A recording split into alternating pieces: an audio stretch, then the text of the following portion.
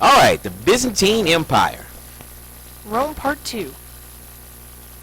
Okay. Now, why do they call it the Second Rome? Because when the western side fell apart, the east side became the new Roman Empire. Ah, that goes back to old Diocletian. Okay. Diocletian was the one, I mean, his name literally means two. All right, and so he split the Roman Empire in two. All right, and he based it on, there we go, one side speaking Latin and one side speaking Greek. Okay, the easiest way to remember that is countries in the west like Spain, over here, Spain, and Italy are Latin-based languages. Ooh. All right. What about the money? What's up with the money over The Greek East had Constantinople, which was a huge center of trade.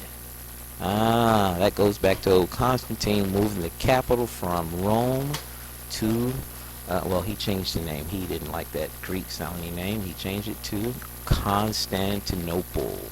All right. Now, looking at that, The Byzantine Empire is going to be mostly in Greece and Turkey, with Constantinople being in what is modern-day Turkey. Shazam. Alrighty, look at this. Beautiful picture of the Hagia, or Hajj. Sophia. Okay, we'll talk about that in a minute, but their religion is going to be Christian, but they call it Eastern Orthodox as opposed to Roman Catholic, and we'll talk about that in a little bit. The government is going to be an autocracy. One man has total power, and this is different from an aristocracy. Sort of like my classroom.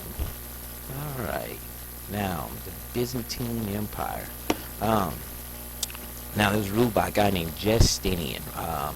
Probably the greatest ruler of the 900-year period that they are going to have. Unfortunately for them, it happens early on in there, like around 500 and 536 or so, AD or CE. What made him so great? The empire is going to reach its greatest size under his rule. No! What made him great was Theodora. You know, behind every good man is a good woman. Oh, that's right, sorry. Alright, and so with Theodora by his side, and we'll talk about her in a minute, but she was an interesting character to say the least. They are going to take this empire to its greatest height. That is, he tried to reunite the old Roman Empire, reconquer all the area that was lost to the barbarians. Okay, Theodora is one of the most famous women in history. She was a dancer and an actress. She was a courtesan, meaning that she was trained in the entertainment of rich gentlemen, okay? And so she's going to catch Justinian's eye through her entertainment skills. Not a...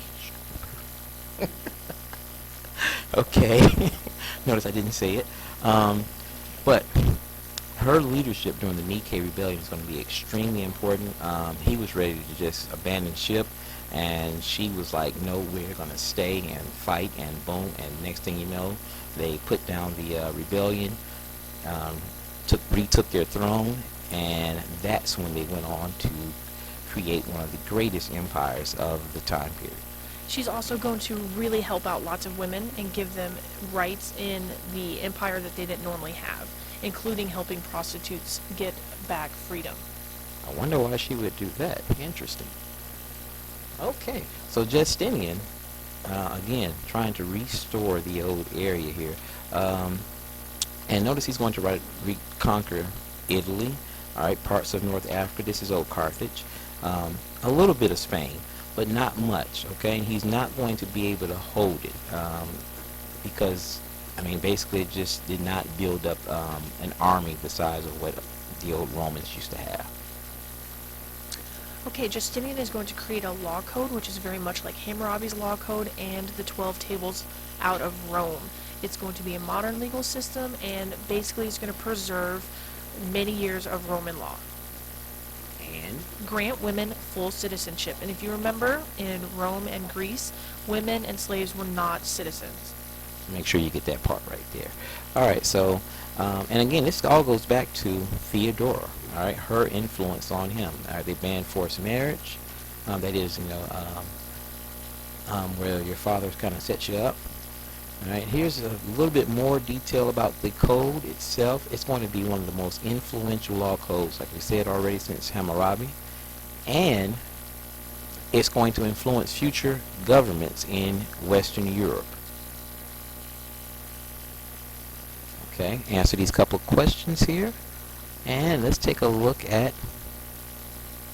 All right, I'll make sure you get that. 2 questions right there. All right, and this is the Hagia Sophia, one of the most beautiful buildings ever made, and I mean the whole thing is a work of art. Mr. Mays, did you know that you can still visit this building today? Ah, Shazam. What is it today? Currently, it is a Muslim holy building. Okay, all right, yeah. So the Muslims are going to take it over, and in fact, the Muslims add these minarets here. But if you look here, you can see the influence of Rome with the arcs and the concrete dome. And again, the name literally translates to holy wisdom. All right, and when he built it, the idea was to make Constantinople the center of the Christian world.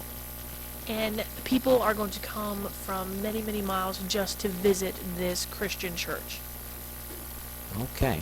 Now, later on in the after Justinian, they're going to have a big falling out between the Roman Catholic Pope and the leader of the Orthodox Church, the Patriarch. This is going to be the time where we get first division of the early Christian church into Catholic Church and the Eastern Orthodox Church. Before that, these two groups didn't really exist individually. Okay, so the Great Schism, and I can promise you're going to need to know that, all right? And it started with something called icons, which are just images of Jesus, some of the saints. And these images are going to cause a huge problem because on one side, the Patriarch is going to say we shouldn't have them, and the Pope is going to be like, they're perfectly fine. And then this is going to cause some problems between alliances with the emperors as well. Shazam. All right, and we wind up with the 2 churches again. And notice here the Eastern Church is called, the leader is called a Patriarch. Over here it's called a Pope.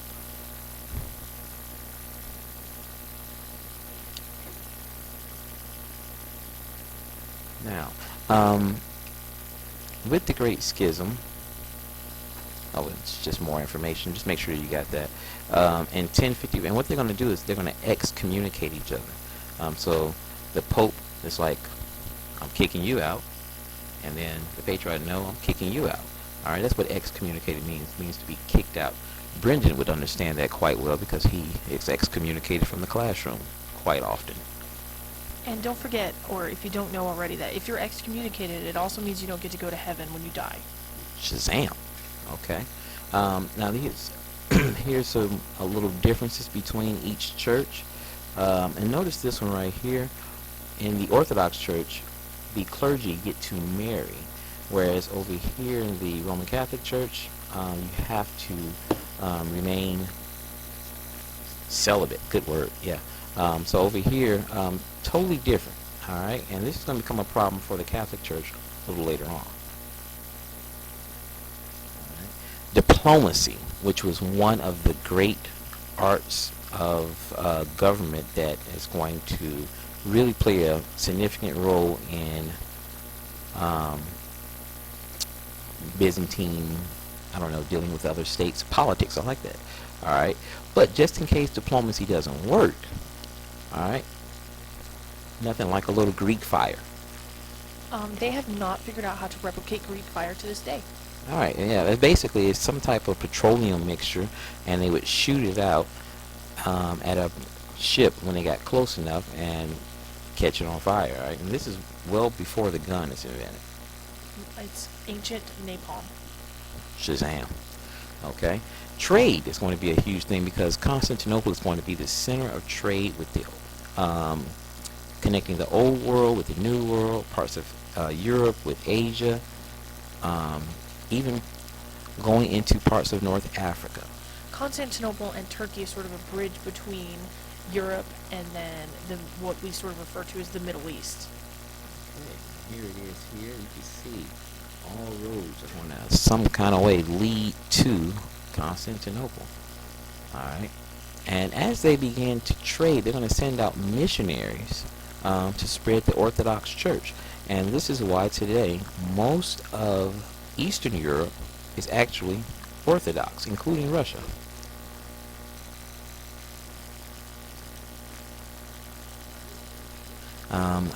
Now, one of the things they're going to do to help spread the language is they're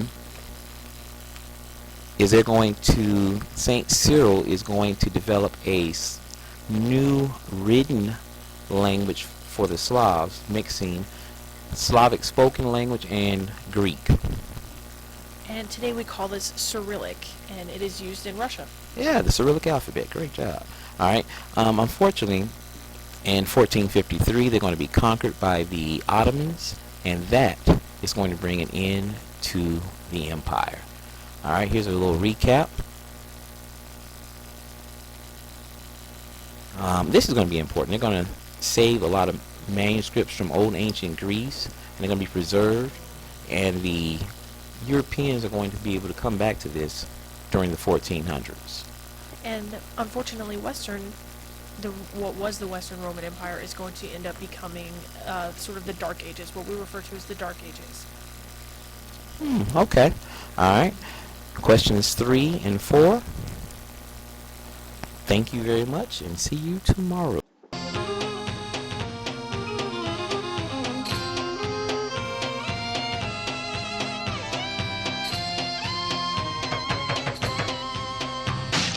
Istanbul was Constantinople, now it's Istanbul, now Constantinople, been a long time gone. Constantinople, now it's Turkish delight on a moonlit night. Every gal in Constantinople lives in Istanbul, now Constantinople. So if you've a date in Constantinople, she'll be waiting in Istanbul. Even old New York was once New Amsterdam. Why they changed it, I can't say. People just liked it better that way.